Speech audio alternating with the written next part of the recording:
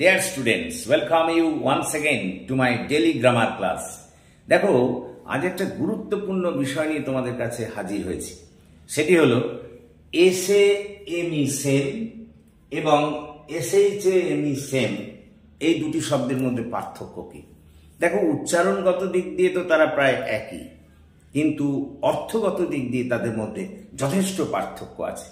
আমরা যখন SA ME same বলি তখন সেই সেম শব্দটির অর্থ হলো একই রকম বা একই ধরনের, যা সাধারণত দুটি বস্তু বা দুটি মানুষের মধ্যে তুলনা করার ক্ষেত্রে ব্যবহার করা হয়।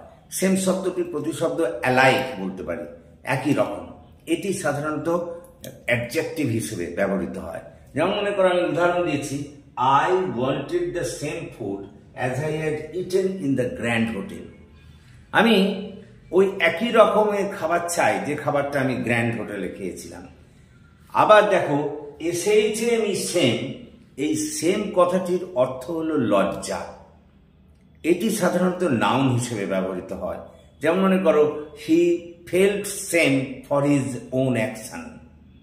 এখানে সে বলতে চাওয়া হলো সে তার কাজের জন্য লজ্জা পেয়েছিল। এখানে সেম শব্দটি নাউন হিসেবে ব্যবহৃত হয়েছে। এসএইচএম সেম শব্দটি নাউন হিসেবে ব্যবহৃত হয়েছে। আবার এই এসএইচএম সেম শব্দটি কিন্তু ভার্ব হিসেবে ব্যবহৃত হয় যখন তার অর্থ হয় লজ্জা দেওয়া।